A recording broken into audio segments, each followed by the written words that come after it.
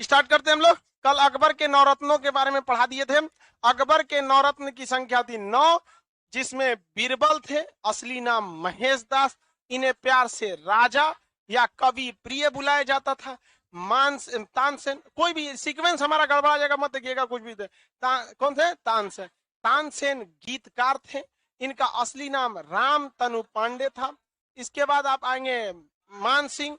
ये अकबर, ये सबसे ज्यादा युद्ध इन्हीं के नेतृत्व में जीता गया। राजा भारमल के बेटा भगवान दास, अब भगवान दास का बेटा मान सिंह, यानी भारमल का पोता, क्या नाम था? मान सिंह। सर्वाधिक युद्ध किसके नेतृत्व में जी? मान सिंह के नेतृत्व में जीता गया, कोई दिक्कत नहीं है। टोडरमल, भूमि सुधार नियम किसके नेतृत्व में? टोडर। वित्त मंत्रालय टोडरमल। यहां तक हो गया। टोडरमल के बाद अब हम लोग देखते हैं थोड़ा सा मुस्लिम में। अबू फजल, दीने इलाही का पुरोहित अबू फजल, अकबरनामा का रचयिता अबू फजल, इसकी तीसरे भाग का नाम आईने अकबर। अबू फजल का भाई फैजी, गीता का फारसी अनुवाद है। लीलावती नामक गणित पुस्तिका का अनुवाद फैजी ने किया था। किसने? फैजी। अब्दुल रहीम खान ए खाना, अब्दुल रहीम खान ए खाना किसके बेटा थे? ये किसका बेटा? बैरम खान का बेटा। किसी को कोई दिक्कत नहीं। अनुवाद विभाग का प्रधान कौन? अब्दुल रहीम खान खान। इन्होंने तुजू के बाबरी को बाबर फारसी में लिखा, क्या नाम है उसका? बाबर। क्या नाम है? बाबरनामा। यहां तक बता दिया। मुल्ला दो प्याजा, मुल्ला दो प्याजा क्या था? क्या था? उसे कितने प्याज खाने की आदत थी? उसे खाने में के साथ साथ 2-2 प्याज खाने की आदत थी, इसलिए अकबर ने इन्हें क्या नाम रख दिया? मुल्ला दो प्याजा। मुल्ला दो प्याजा। भोजन के साथ कितने प्याज खाता था? 2। यह हंसी मजाक का काम बहुत करता था, व्यंगकार था। हकीम हुकाम, अकबर के दरबार में क्या थे? बावर्ची। बावर्ची किसे कहा जाता है? खाना बनाने वाले को। खाना बनाने वाले को क्या कहा जाता है? बावर्ची। Cook, cook. और जो वीआईपी बनाता है सैफ। ऐसे एक टोपिया। और मददमाश भूमि दान, याद है आप लोग को? नवरत्न में, नवरत्न अभी रिवाइज कराई दिए आप लोग को, नवरत्न हो गया। अब इसके बाद आता है अकबर की मनसबदारी, उसके बाद अकबर की राजपूत नीति, और उसके बाद मारधार देख लेते हैं। मारधार करते करते करते करते 1601 में असीरगढ़ का युद्ध होगा, और फिर 1605 ईस्वी में मार डालेंगे। फिर इसके बेटे किसको लाएंगे? जहांगीर को। फिर जहांगीर को मारेंगे, शाहजहां को लाएंगे, शाहजहां को मार के औरंगजेब को लाएंगे, मुगल खत्म। औरंगजेब के बाद मुगल के बाद सब लोल हुआ है, सब कोनो काम का नहीं हुआ है, सब बकलोल है। जो है अकबर तक में पढ़ना है आप लोग को दिमाग ध्यान से। चलिए मनसबदारी देखते हैं, ध्यान से देखिए। मनसबदारी व्यवस्था, हालांकि इसकी शुरुआत सैन्य व्यवस्था से थी, लेकिन ये प्रशासनिक भी था। तो कहेगा कि मनसबदारी व्यवस्था मेनली किस चीज से थी? सैनिक प्लस प्रशासनिक। मनसबदारी, मनसबदारी जो व्यवस्था थी ये डिफेंस यानी सैन्य व्यवस्था थी। कैसी थी? सैन्य। अब प्लस कौन सी थी? प्रशासनिक प्रशासनिक व्यवस्था थी। क्या थी भैया इसमें मनसबदारी में? ध्यान से समझिए। उस वक्त ना तोप उतना नहीं था, में घोड़ा और पैदल सैनिक ही युद्ध करते थे, और इन्हीं को हर जगह भेजा जाता था। अकबर कितने लोगों की रिस्पॉन्सिबिलिटी लेगा भाई? कितने सैनिक हैं, कौन सैनिक आ रहा है? आजकल की तरह डिजिटलाइजेशन था नहीं उस वक्त। अकबर ने दिमाग लगाया, उसने कहा कि हम सैनिकों को सैलरी नहीं देते हैं, एक काम करते हैं ठेका पे दे देते हैं सैनिक। तो सैनिक ठेका पे दे दिया। कहा कि देख भाई, किसी एक आदमी को बोला इधर उधर, तुम मेरा मनसबदार हो और हम तुमको 2000 का मनसब देते हैं। 2000 का मनसब। तू कहेगा ये कौन सी होता है? कह रहा है कि देख हम तुमको क्या करते हैं, तुमको कहते हैं कि तुम 1500 पैदल सैनिक रखो और 500 घोड़सवारों को रखो। क्या बात करते हैं? पैदल सैनिक 3 रुपया महीना सैलरी लेता है और घोड़सवार 20 रुपया मांगता है महीना। उस समय महीना सैलरी कितना था? 3 रुपया। और रुपया मतलब कै गो दाम? 40 दाम। और 3 रुपया जिसकी सैलरी है 120 को तांबे का सिक्का रखता था वो। तो 3 रुपया क्या थी सैलरी? तो बताइए अकबर के समय पैदल सैनिकों की सैलरी 3 लाख। पैदल सैनिकों को जाट कहा जाता था। क्या कहा जाता था? जाट। और घोड़सवारों को सवार कहा जाता था। सवार सैलरी कितना लेता था? हाँ, 20 रुपया। अब पैदल सैनिक 3 रुपया। तो किसी को मनसबदार बनाएंगे, तो मनसबदार जब उसको बनाएंगे तो कहेगा अरे भाई हम कहां से इतना पैसा लाएंगे? 2000 का मनसब हमको दे दिए, जिसमें से आपने कह दिया कि 1500 क्या रखिएगा, जाट यानी पैदल सैनिक। तो 1500 रखेगा तो 3 रुपया, 4500 रुपया इनके तो जेब से चल गया। अब मान के चलिए 500 घोड़ा रखेगा तो ये कितना सैलरी लेता था, 20 रुपया, 10,000, 10,000 हो गया। टोटल खर्चा कितना आया, 55,000, 14,500, 55,000 कर रहा, 10,000 और 14,500, 14,500। बताइए इतना खर्चा आया। मनसबदार हाथ जोड़ लेगा, भैया हमरा नहीं करना, हमारे पास इतना पैसा नहीं है। अकबर कहता था, ए पगला अभी काहे खदकने लगा, पूरा बात सुनना। इतना सैनिकों को तुमको जिम्मेदारी है, इनको इनकी सैलरी देना, इनको रेडी रखना, इनकी संख्या बरकरार रखना। तुम्हारा जो इतना खर्चा आएगा ना, एकरा से ज्यादा पैसा वाला हम जागी भूमि तुमको देंगे। क्या देंगे, जागी भूमि देंगे। मान के चलिए कितना पैसा यहाँ खर्चा आ रहा है, 14, तो इसको दे देगा आपको 16,000 का। एक ऐसी कौन सी जमीन देगा, जागी भूमि, जिस पर टैक्स कितना आ रहा हो, 1600। क्या आएगा, 1600। अकबर ने एगो को बुलाया, कहा कि तुम मेरे मनसबदार, 2,000 का तुमको क्या देते हैं, मनसब। तुम रखना 500 सवार सैनिक। सवार मतलब, हाँ सवार मतलब दो घोड़ा, हाँ नहीं नहीं, हाथी के लिए अलग थी, हाथी और तोप अलग थे सर। और यहाँ पे क्या था, जाट। क्या था, जाट। इसने मनसब बना दिया। अब वो मनसब वाला को इन लोग इतना खर्चा कहाँ से लाएगा, अकबर देता था नहीं, उसी मनसबदार को कहता था कि आप किस क्षेत्र के रहने वाले हैं, हम उसी क्षेत्र की जागी भूमि आपको लिख देते हैं।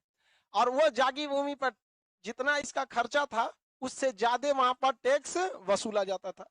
अब जो अकबर का क्या है, मनसबदार, ध्यान से समझिए, अकबर का मनसबदार वही जागी भूमि से क्या ले रहा है, टैक्स। और उसी टैक्स से जाट को क्या दे रहा है, 3 रुपया महीना सैलरी। सवार को क्या दे रहा है, 20 रुपया महीना सैलरी। इसके बावजूद उसके पास कुछ पैसा बच रहा है कि नहीं, इससे किसका खर्चा चलेगा, उस मनसबदार का। अकबर अपने मनसबदारों का बहुत ख्याल रखता था, वो इस चीज को ध्यान रखता था कि मनसबदारों के पास पैसा की कमी ना हो, इसलिए वो हमेशा मार्जिन से बहुत ज्यादा बढ़ाकर पैसे देता था, बहुत ज्यादा पैसे बढ़ाकर देता था। और वह कितने का जो, और बताइए वो मनसबदार के अंडर में कितने फौजी हो गए, 2,000। क्या हो गए, 2,000। अब आप बताइए, अकबर को 2,000 फौजियों के डिसिप्लिन, उनकी सैलरी, उनकी ट्रेनिंग, उनका पोजीशन कहाँ है, इससे कोई टेंशन था, उनको सैलरी देने का कोई टेंशन था। केवल अकबर को 2,000 के जगह पे किससे बात करना था, एक मनसबदार से। किसे, एक मनसबदार से। तो बताइए अकबर के पास सेना थी या मनसबदार थे। अब मान के चलिए कहीं पर 10,000 फौज भेजना है, कितना भेजना है, 10,000। तो खड़े कोनो 10,000 मनसबदार वाले को बुलाएगा, लिस्ट था, प्रथम श्रेणी के मनसबदार, द्वितीय श्रेणी के, तृतीय श्रेणी के मनसबदार, सीधे किसको बुलाएगा, मनसबदार। कितना वाला, 10,000। 10,000 मनसबदार को क्या कहे, मनसबदार इधर आइए, फलानिया जगह पे जाके हाजीपुर पे हमला कर दीजिए, गांधी से तो तोड़ दीजिए। तो बताइए अकबर हमला करने जाता था कि मनसबदार, मनसबदार। मान के चलिए उसके पास 10,000 वाला मनसबदार है ही नहीं है, या कहीं दूसरे जगह युद्ध में गया है, तो 2,000 वाले मनसबदार को कई को बुलाएगा, 5 को कहेगा, भोपू लेकर रहता था, 2,000 वाले मनसबदार हाजिर हो, चिल्लाएगा वो, जी हुजूर। तो 2,000 वाले कहेगो, 5 को, 5 को कहेगा फलाना जगह हमला करो। इनके पास क्या रहती थी, जाट, इनके पास सवार। सैलरी कौन देता था, मनसबदार। राजा से कोई मतलब, टेंशन फ्री कौन रहता था, राजा। कहा गया था कि अगर अकबर की ओर युद्ध हुआ या अकबर के ऊपर कोई खतरा हुआ, इसके जितने मनसबदार हैं सब अपनी अपनी फौज लेकर आएंगे। तो मनसबदारी व्यवस्था से क्या हो गया, अकबर की सेना बहुत मजबूत हो गई। और कहीं युद्ध लड़ता था और अकबर देखता था कि युद्ध में घाटा लग गया या युद्ध जीत नहीं पाएंगे, तो मनसबदार का उस राजा से कहता था, अच्छा करिए, मनसबदार परेशान कर रहा है, हम कह देंगे मत परेशान करो। युद्ध जीत कौन रहा है, राजा। भाई दीवे हारेगा तो किसका नाम बदनाम होगा, मनसबदार का। देख रहे हैं कितना बढ़िया व्यवस्था किया। तो मनसबदारी व्यवस्था थी, बहुत बेहतरीन ढंग से चल रही थी मनसबदारी व्यवस्था। हालांकि मनसबदारी व्यवस्था में घोटाले भी बहुत होते थे।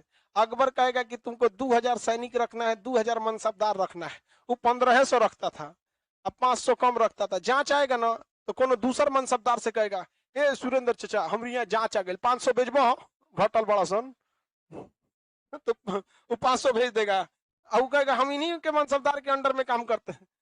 समझ आएगा कि नहीं क्या? तो बहुत बार ऐसा हुआ था अकबर के काल में कि उसके मनसबदारों को जितना वो जागीर दे रहा था उस हिसाब से वो फौजी नहीं रखते थे और नहीं उस हिसाब से घोड़ा रखते थे, घोड़वा अदल बदल में कर लेता था।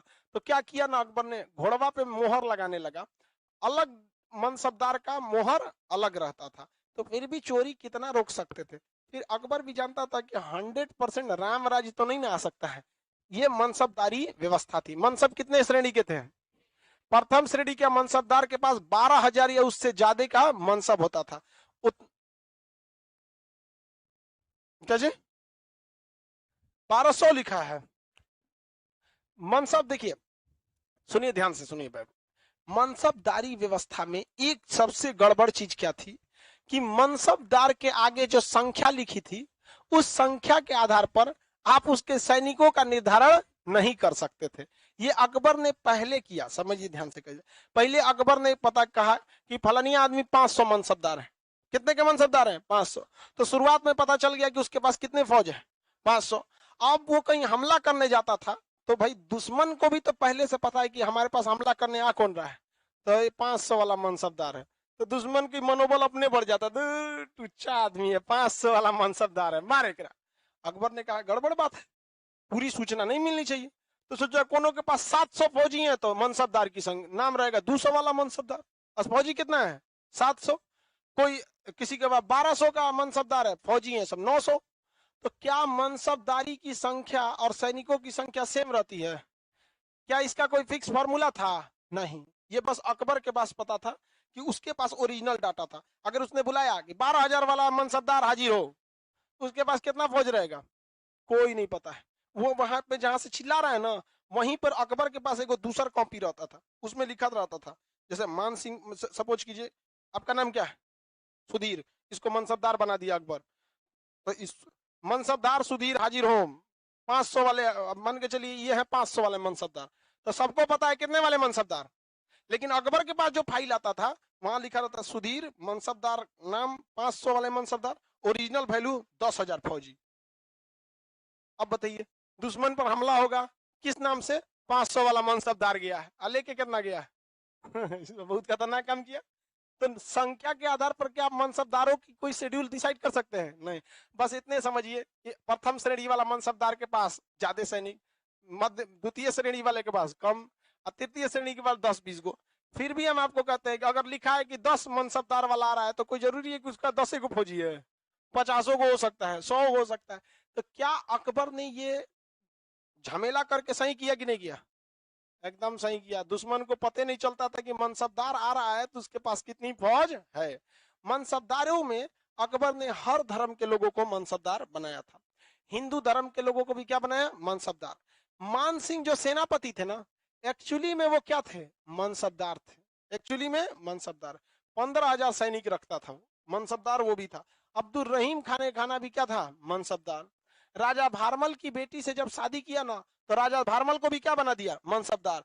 कि लीजिए हाई पैसा, और सैनिक सबको क्या करिए देखेगा। हाँ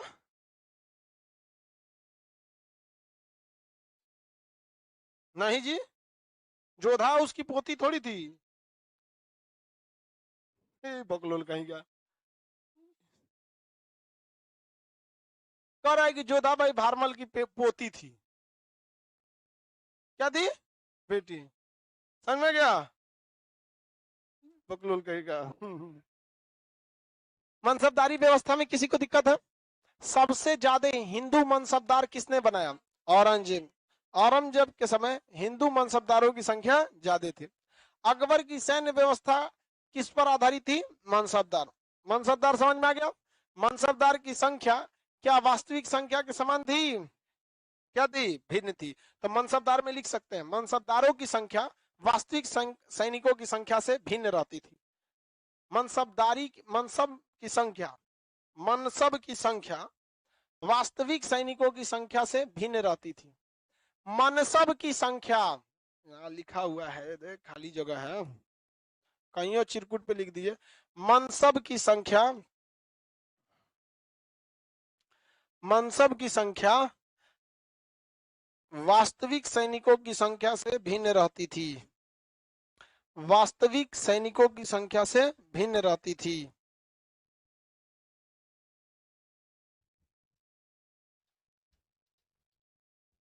वास्तविक सैनिकों की संख्या से भिन्न रहती थी। वास्तविक सैनिकों की संख्या से भिन्न रहती थी। हो गया। मनसबदारी व्यवस्था देखें। अब युद्ध करा दिया जाए अकबर को। अकबर याद हो रहा है कि नहीं जी? हिस्ट्री बड़ा सिंपल होता है, हमको ये समझ में टफ कौन सी होता है। संस्कृत के सिवा सारा सब्जेक्ट आसान है, बहुत टफ है संस्कृत भाई।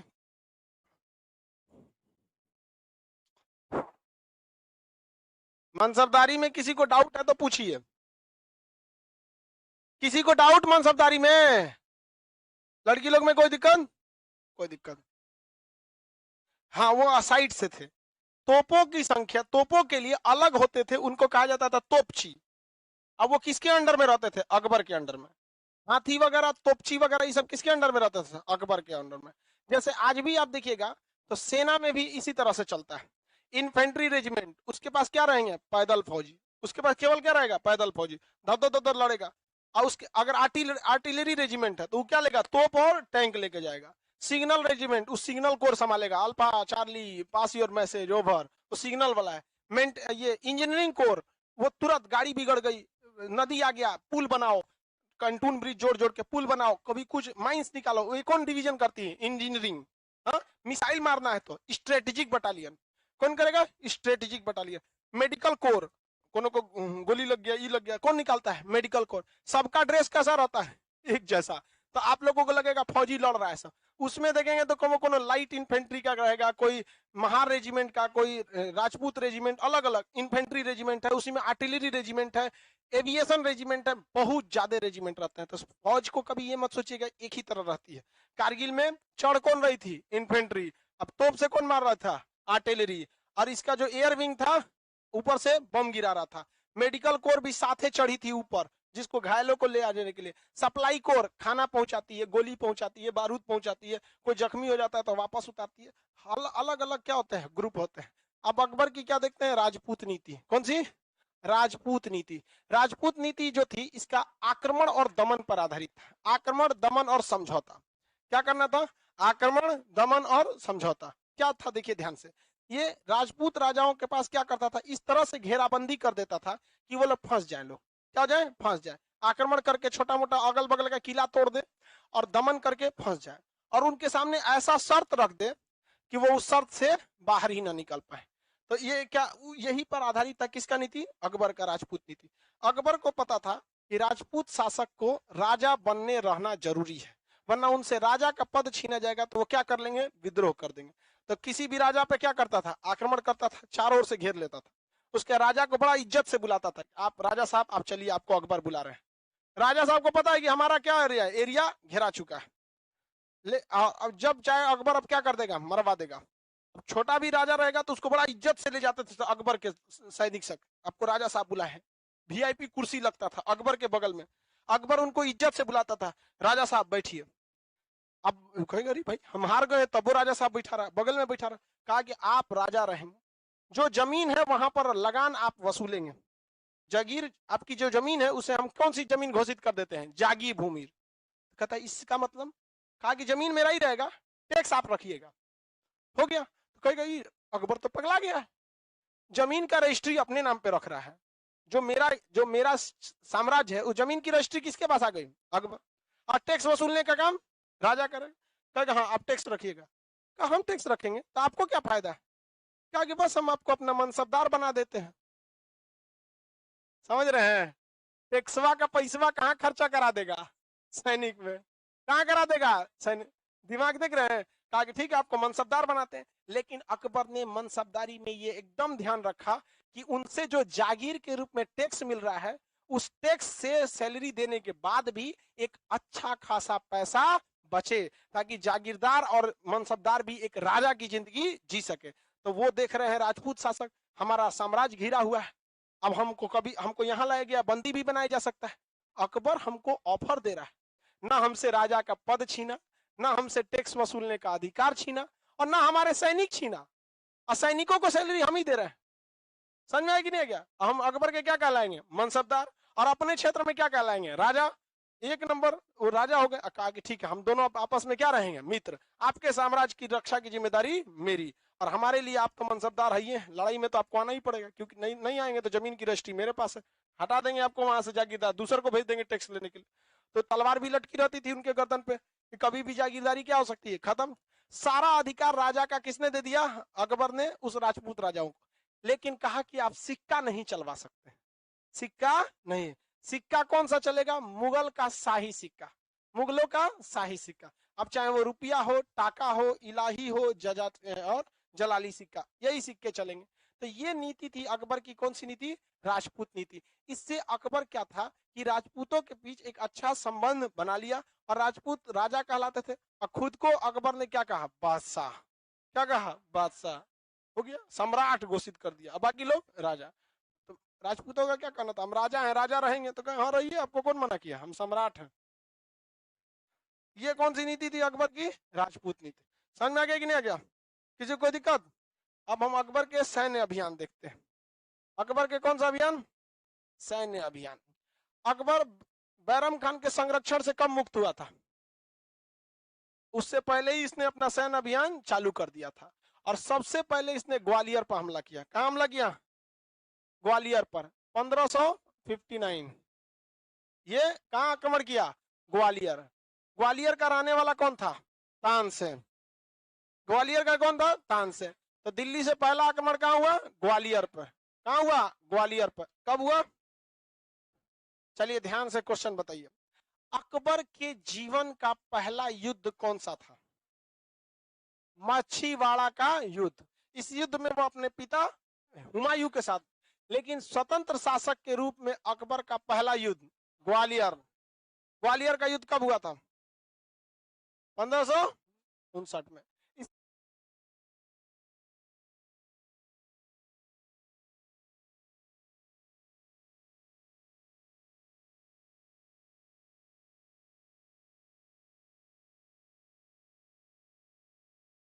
आवाज आ रहा है? 1560। 1560 में ये कहां आक्रमण किया? जौनपुर। कहां पर? जौनपुर। यूपी में है जौनपुर। ग्वालियर कहां है? मध्य प्रदेश। तो 1560 में ये कहां आक्रमण किया? जौनपुर। जौनपुर। कहां आक्रमण कर दिया? जौनपुर। किसी को कोई दिक्कत है? आगे बढ़ते हैं। इसके बाद 1561। 1561 में आगे बढ़ा, बिहार के और यूपी के बॉर्डर पे क्या जीत लिया? चुनार। क्या जीता? चुनार।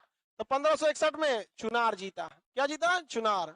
बोलिए, अकबर ने स्वतंत्र बादशाहत के रूप में पहला आक्रमण कहां किया था? कहां किया? ग्वालियर। कब किया ग्वालियर?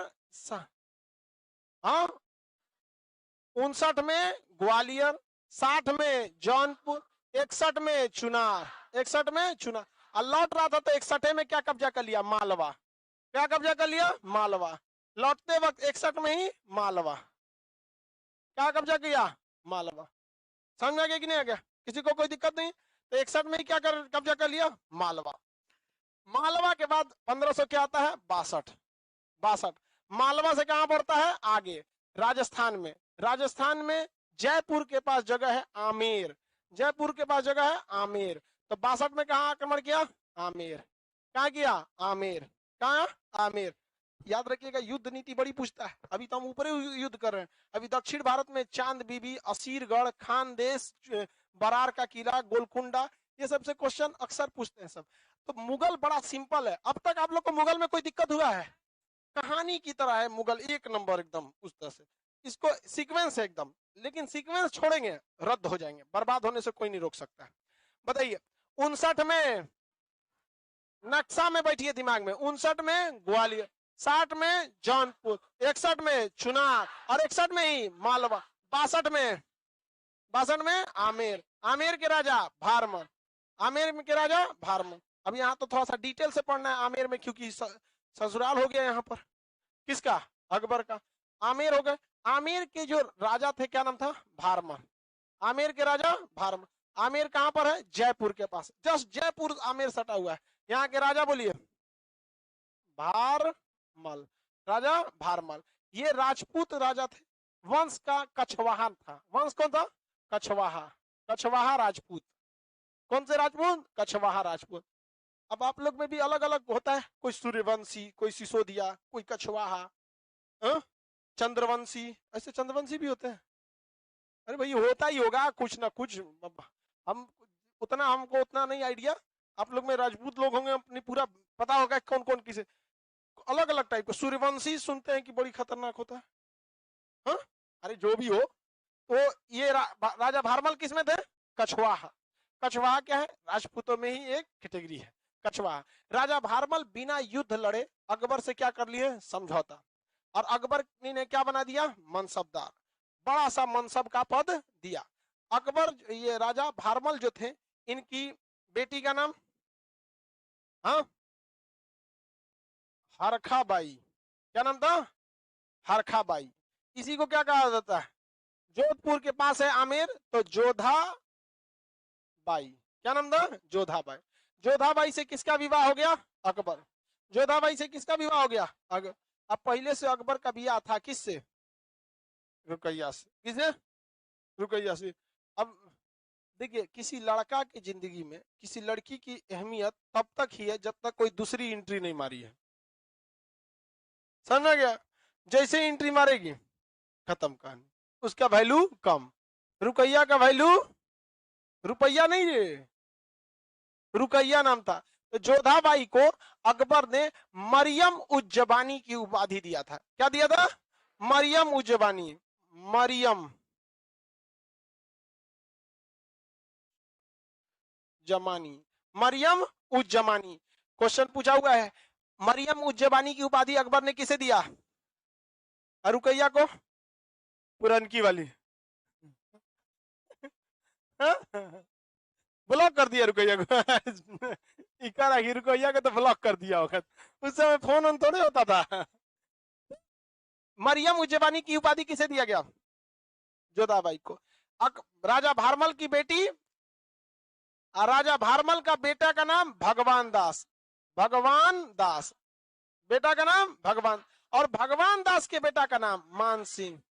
भगवान दास के बेटा का नाम मान सिंह। मान सिंह बहुत ही योग्य कुशल सेनापति था। मान सिंह क्या था? कुशल सेनापति था, बहुत ही ज्यादा। अकबर ने क्या किया था? नवरत्न बनाया था। समझ में आ गया कि नहीं? 62 में कौन सा युद्ध हुआ? आमेर। 62 में आमेर के राजा भारमल। क्या राजा भारमल ने युद्ध किया था? युद्ध किए बिना ही अकबर की अधीनता स्वीकार किया जाता। राजा भारमल कौन से राजपूत शासक थे? कछवाहा। कौन से थे? कछवा। राजा भारमल का बेटा का नाम भगवान, बेटा का बेटा, यानी राजा भारमल का पोता। राजा भारमल का पोता क्या नाम था? मान सिंह। क्या नाम था? बेटी का नाम हरखाबाई। बेटी का नाम हरखाबाई। उसी को क्या कहा गया? जोधाबाई। अकबर ने कौन सी उपाधि? मरियम उज्जबानी। मरियम उज्जबानी। किसी को कोई दिक्कत नहीं है? आगे बढ़े। सारा मटेरियल में लिखा हुआ है कि नहीं है? चलिए एक बार पढ़ देते। राजा भारमल एकमात्र राजपूत शासक थे जिन्होंने अकबर की अधीनता किससे स्वीकार किया था? स्वेच्छा से। बेटी जोधाबाई, दूसरा नाम क्या था? हरखाबाई। किससे विवाह हो गया? बेटा इनका भगवान दास, पोता का नाम मान सिंह। अकबर की सेना में भेजा था। अकबर ने जोधाबाई को कौन सी उपाधि दिया? अब उसका देखो, गोंडवाना की रानी थी दुर्गावती। ये विधवा थी संग्राम सिंह की। इन्होंने अधीनता को स्वीकार नहीं किया था। संग्राम सिंह की विधवा का नाम था दुर्गावती।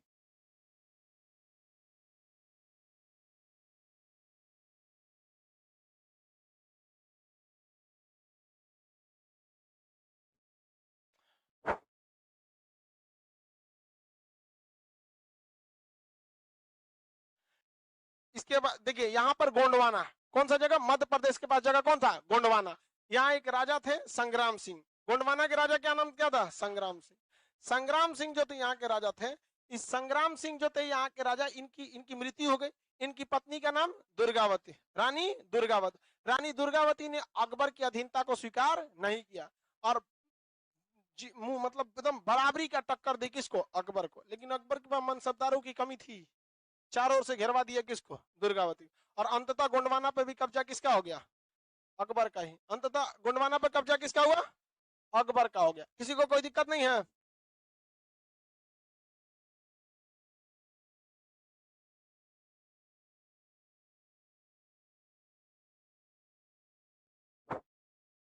लाइव वाले लोग 1 मिनट के लिए आपका थोड़ा सा डिस्टर्ब रहेगा, आप टेंशन नहीं लीजिएगा लोग, 1 मिनट के लिए बस था।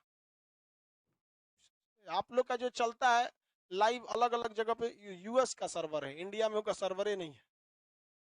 चलिए ध्यान दीजिए इधर, पहला युद्ध 1559 में सबसे पहले, 60 में, 61 में चुना, 61 में ही, 62 में क्या गोंडवाना के राजा का नाम क्या था? संग्राम, संग्राम सिंह की विधवा क्या अकबर की अधीनता स्वीकार की थी? अकबर से मुंह तोड़ लड़ाई किया था, लेकिन अंततः अकबर ने क्या किया? आक्रमण किस पर? गोंडवाना। इसके बाद अगला आक्रमण आता है मेवाड़, कौन सा? मेवाड़, 1567, 1567। यहां देखिए ध्यान से, यहां से अगला आक्रमण कहां होता है? मेवाड़। कहां होता है? मेवाड़। मेवाड़ की राजधानी उस समय थी चित्तौड़, मेवाड़ की राजधानी चित्तौड़, मेवाड़ की राजधानी तो चित्तौड़ यानी मेवाड़ आक्रमण कब हुआ? 1567। ये सब मिटा दे, दूसरा ले लेते हैं, उसमें बहुत लड़ाई हो गया, नक्सवा में, उसमें लड़ाई ज्यादा हो गया था।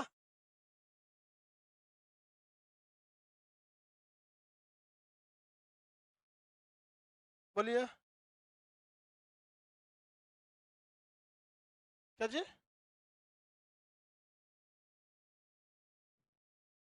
ना ना ठीक है बैठो। पहले से कब्जा किया था, शेरशाह सूरी के मरने के बाद साम्राज्य क्या हो गए थे? बिखर गए थे। मेवाड़ के पे 2 बार आक्रमण हुआ था, एक 67 पे जो चला था 68 तक, लेकिन बीच में ही अकबर क्या कर दिया? छोड़ दिया। फिर आया था 76 में। अभी पढ़ा रहे हैं तब आपको बताते हैं पूरा।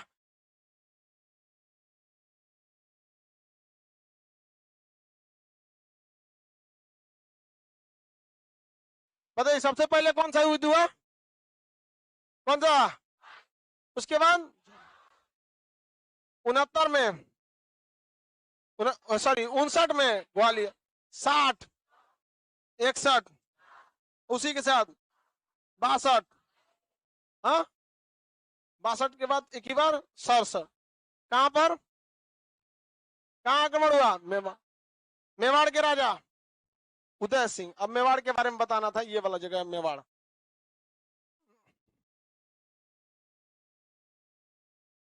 ये दिल्ली कब्जा होते गया, यहां से कहां का आक्रमण हुआ? मेवाड़, मेवाड़ 1567 मेवाड़ आक्रमण। मेवाड़ की राजधानी चित्तौड़गढ़, कौन था? चित्तौड़। इस समय जब आक्रमण हुआ मेवाड़ पर, तो मेवाड़ पर आक्रमण हुआ तो इस समय यहाँ के राजा थे उदय सिंह, राजा उदय सिंह। क्या नाम था? उदय सिंह। राजा उदय सिंह को समय आक्रमण किसका हो गया? अकबर का। इस युद्ध में राजा उदय सिंह और अकबर के बीच में युद्ध हुआ। यह युद्ध काफी घमासान भरा था। युद्ध के बीच में ही लौट गया कौन? अकबर। पूरी तरह से खत्म नहीं हुआ। मेवाड़ का युद्ध क्या पूरी तरह से कंप्लीट हुआ? मेवाड़ का कौन सा युद्ध था जो बीच में ही रुक गया? मेवाड़ अभियान को अकबर ने क्या किया? बीच में ही रोक दिया। लेकिन यहाँ के राजा जो थे उदय सिंह, ये भी यहीं पे थे। जब वो लौट गया तब उदय सिंह भी क्या हुए? आगे की ओर नहीं बढ़े, क्योंकि डायरेक्ट दिल्ली पर जाके आक्रमण करना मुगलों के लिए एकदम दिक्कत की बात हो जाती है उस समय। और मुगलों की सेना उस समय बहुत ही शक्तिशाली थी। तो जब 1567, 67 है ना जी, 67 बोलेंगे क्या कहेंगे? हाँ 67। तो 1567 ईस्वी में, कब? 1567 में मेवाड़ की राजधानी चित्तौड़, मेवाड़ की राजधानी चित्तौड़। राजा का नाम? मेवाड़ की राजधानी, राजा का नाम उदय सिंह। और किससे युद्ध हुआ? अकबर के। ये युद्ध निर्णायक भूमिका तक पहुंचा। बीच युद्ध में ही अकबर चित्तौड़ से क्या हो गया? लौट गया। चित्तौड़ अकबर वहां से लौट गया और अपने साम्राज्य में रह गया। उसके बाद ये इधर उधर के जगहों पे भी साम्राज्य विस्तार इत्यादि के काम में लग गया। और 10 साल बाद आया। कितना साल बाद? 10 साल, लगभग 10 साल लगा दिया। कब? 1576, 1576 में। फिर कहां आक्रमण किया? मेवाड़ पर। कौन सा आक्रमण? मेवाड़। और इस समय यह लड़ाई कहां हुई थी? हल्दी घाटी। कहां हुई थी? हल्दी घाटी। तो यही लड़ाई चल रही थी अभी आगे ही, ये 1576 में। क्या नाम क्या था? हल्दी घाटी। कौन सा? हल्दी घाटी। हल्दी घाटी के युद्ध में उदय सिंह का बेटा, उदय सिंह का बेटा, क्या नाम था? राणा प्रताप, महाराणा प्रताप, राणा, ठीक लिखा है जी, प्रताप, महाराणा प्रताप। जबरदस्त युद्ध हुआ हल्दी घाटी का युद्ध। हल्दी घाटी का युद्ध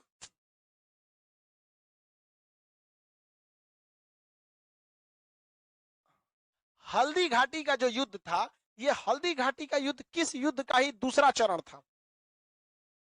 मेवाड़ को क्या पहली बार में कब्जा हो पाया था? मेवाड़ पहली बार में कब्जा हुआ नहीं।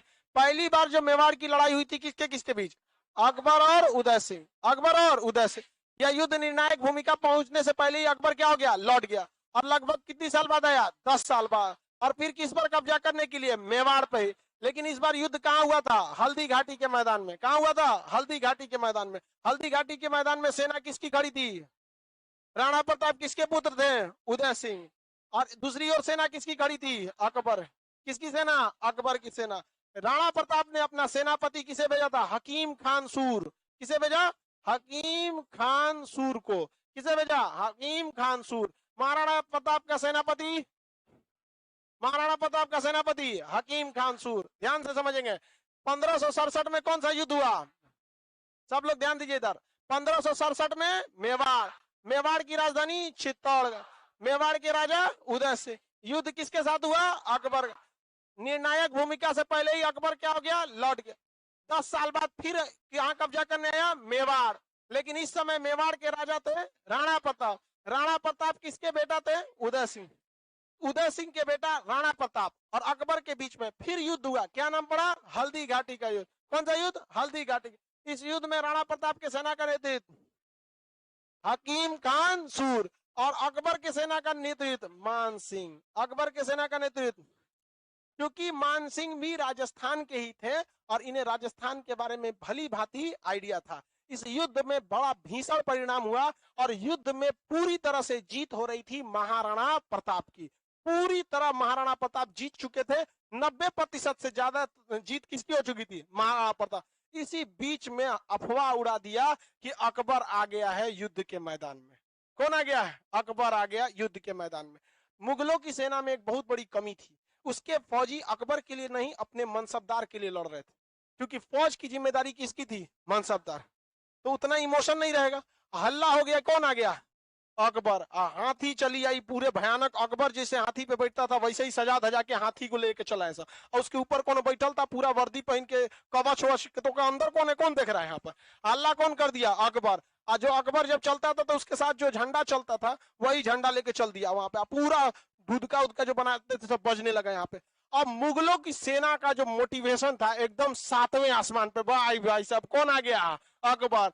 उधर हकीम खान सूर के हिम्मत क्या हो गया? पस्त हो गया। और इस युद्ध में महज एक अफवाह ने पूरा युद्ध का माहौल बदल दिया। इस युद्ध में महाराणा प्रताप का घोड़ा चेतक घायल हो गया और हल्दी घाटी के युद्ध में ही चेतक क्या हो गया? मारा गया। चेतक था ना राणा प्रताप का घोड़ा, बहुत कहानी सुने होंगे आप लोग ने चेतक के। इसी युद्ध में कौन घायल हो गया? चेतक।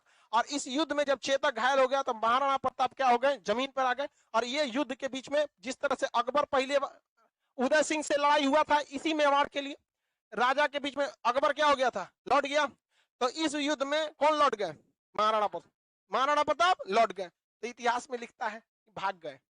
तो आप ये भी लिखिए कि 67 में तब अकबर भी भाग गया। और अगर आप 67 में अकबर को लौटा रहे हैं तो हल्दी घाटी के युद्ध में राणा प्रताप को भी लौटाइए। ऐसा आपको कोई अधिकार नहीं दिया कि एक को आप बड़ा कहेंगे एक को आप छोटा। देखिए युद्ध और जीत अपने जगह पे है, बहादुरी से सब लड़े थे। तो अकबर जब यहाँ हल्दी घाटी का युद्ध हुआ तो हल्दी घाटी के युद्ध में प्रारंभिक निर्णय किसकी ओर से था? महाराणा प्रताप। महाराणा प्रताप के सेना का नेतृत्व कौन कर रहा था? हकीम खान सूर। महाराणा प्रताप के सेना का नेतृत्व, याद रखिएगा क्वेश्चन पूछता है ये हकीम खान सूर से। महाराणा प्रताप के सेना का नेतृत्व, अकबर की सेना का नेतृत्व। युद्ध के शुरुआती दौर में कौन जीत रहा था? अफवाह क्या फैला दी गई? अकबर आ गया। अकबर की सेना का मनोबल बढ़ गया और उसने किसकी सेना को हरा दिया? महाराणा प्रताप लौट गए। महाराणा प्रताप लौट गए। इस प्रकार दोबारा जो मेवाड़ पर आक्रमण किया गया था, पहले भी मेवाड़े पर आक्रमण हुआ था, उस समय राजा, दोबारा भी मेवाड़ पर आक्रमण हुआ। तो युद्ध कहाँ चालू हो गया? हल्दी घाटी। क्या पहली बार में मेवाड़ पर अकबर ने कब्जा किया? क्या दूसरी बार में भी कब्जा हो पाया? राणा प्रताप क्या हो गए? जंगल वंगल में छुप गए। उसके बाद धीरे धीरे धीरे धीरे करके अपने अधिकांश क्षेत्र पर फिर से महाराणा प्रताप ने क्या कर लिया? कब्जा कर लिया फिर से। लेकिन मुगलों की विशाल सेना के बावजूद बहुत छोटे शासक, छोटे राजा आपस में ठीक नहीं पाए थे। हम लोग की भी तो गलती थी। भारत अगर आपस में नहीं लड़ा रहता तो क्या मुगलों को या किसी अंग्रेजों को भारत में घुसने की अनुमति मिलती? कभी अनुमति नहीं मिली रहती। तो क्वेश्चन भी एक कई बार घुमा के पूछता है कि अकबर के जीवन का वह कौन सा युद्ध था जो अकबर के लिए सपना ही रह गया? मेवाड़। पहली मेवाड़ की राजधानी क्या थी? पहला बार मेवाड़ पर आक्रमण 67। राजा कौन थे वहां? दोबारा आक्रमण हल्दी घाटी का कब? 67। राजा कौन थे? 76 में हुआ था, राजा राणा प्रताप। इस युद्ध में कौन मारा गया? चेतक। क्या राणा प्रताप मारे गए थे? राणा प्रताप का घोड़ा, बहुत बहादुर घोड़ा था वहां पे। अभी भी चेतक के खानदान के घोड़ा मिलते हैं सब राजस्थान में, और उन सब का बहुत ज्यादा रेट आता है, महंगा। घोड़ा ही एक ऐसा जानवर होता है जिसका नस्ल देख के उसका भी आधार कार्डों के बाप दादा का लिस्ट होता है। इसके दादा कौन थे, बाप कौन थे, खानदान पूरा होता है। तो महाराणा प्रताप का जो घोड़ा था क्या नाम था? चेतक। तो चेतक के खानदान के घोड़ा आज भी मिलते हैं सब, 5-5 लाख रुपया का मिलेगा सब, 5 लाख रुपया। बहुत खतरनाक घोड़ा होते हैं सब, बिगड़ गया सब, मतलब कभी घुसिया जाता है सब, किसी के कंट्रोले में नहीं आता है सब घोड़ा, सब घोड़िया शांत रहती है सब। इसलिए आप लोग कभी भी खरीदिएगा तो क्या खरीदिएगा? घोड़ी। घोड़ा मत लीजिएगा, बहुत घुसिया जाएगा तो मन में नहीं करता है, तूर ताप देता है किसी को भी। यहाँ समझ में आ गया कि नहीं आ गया? बताइए, हल्दी घाटी का युद्ध किस युद्ध का दूसरा चरण था? हाँ, मेवाड़ का युद्ध था। हल्दी घाटी के युद्ध में क्या राणा प्रताप पर पूर्ण विजय पा पाया? राणा प्रताप ने फिर से दो छोटे छोटे क्षेत्र को मिला के अपने अधिकांश क्षेत्र पर क्या कर लिए? कब्जा। उनके स्वाभाविक मृत्यु के बाद राणा प्रताप के वंशज में वो क्षमता नहीं थी। उदय सिंह बहुत ही योग्य थे, राणा प्रताप भी बहुत योग्य थे, इनके बाद जो आए सब शासक वो उतना योग्य नहीं थे। इस बीच यहाँ लड़ाई चल ही रहा था 76 में। अब आप कहेंगे कि एक बार हुआ था 1567, यही इसी जगह पे दूसरा बार हुआ 1576। बिचवा में क्या हो रहा था? बिचवा में क्या हो रहा था? तो ये बिचवा में अकबर जो था बिहार और बंगाल को निपटा रहा था। ये जो बीच का टाइमिंग था ना, इसमें किसको निपटा दिया? बिहार और, यानी 1764-74 से लेके 76 के बीच में, 74 से 76 के बीच में, इस दौरान में अकबर क्या निपटा चुका था? बिहार और बंगाल। क्योंकि याद कीजिए कि अकबर जब शुरुआती दौर में आया था तो सबसे पहले आक्रमण 59 में कहा किया? ग्वालियर। 60 में चुनार, हाँ जौनपुर।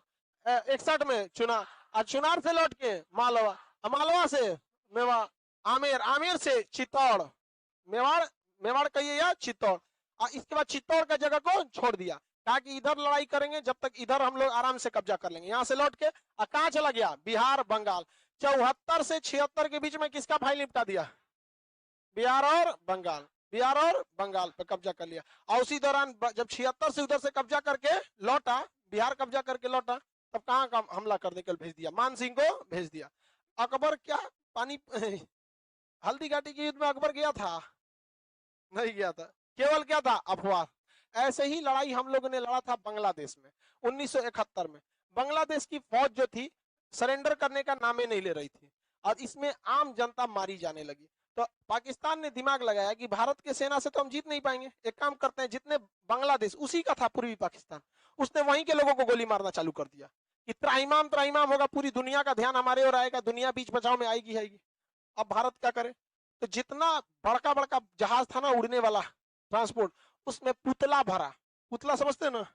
वहां पे पुतला, अब पुतला को किसमें पहना दिया? पैरासूट से, और वही सारा पुतलवा नीचे फेंक दिया यहाँ पे।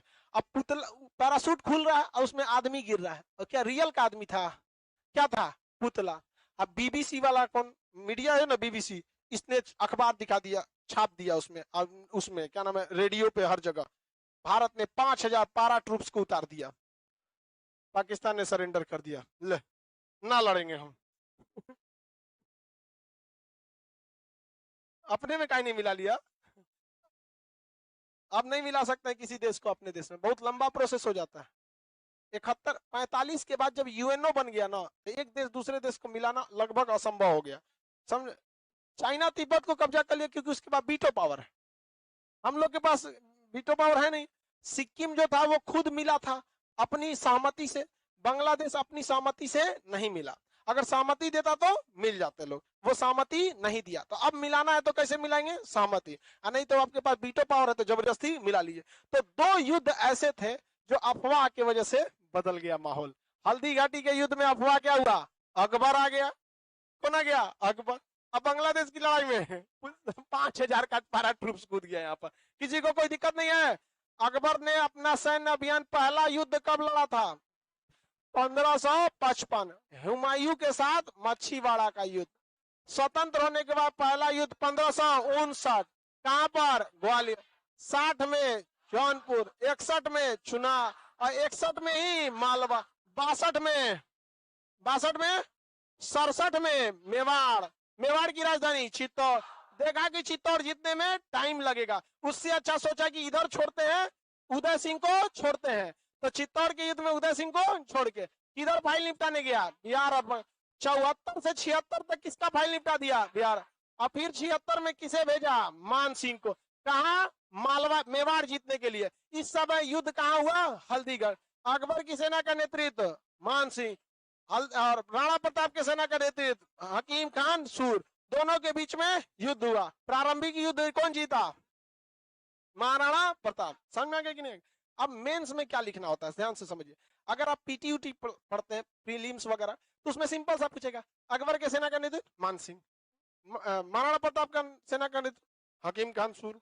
1776 में कौन सा युद्ध हुआ, हल्दी घाटी का, यही। लेकिन अगर जब मेंस लिखते हैं तो आपको ये कहानी लिखना पड़ेगा कि ये फलाना जगह शुरुआत में महाराणा प्रताप जीत रहे थे, उनके सेना का मनोबल तगड़ा था, युद्ध का परिणाम मुगलों के विपरीत था, किंतु इसी समय मुगलों ने यह अफवाह फैला दिया कि युद्ध में कौन आ गया है, अकबर आ गया है। यही लिख देना, मेंस हो गया। समझ में गया। अभी अभी और लड़ाई बचल है, अभी तो उतने लड़ाई हुआ है, अभी कल पूरा लड़ाई करेंगे हम लोग। आज के लिए इतना ही।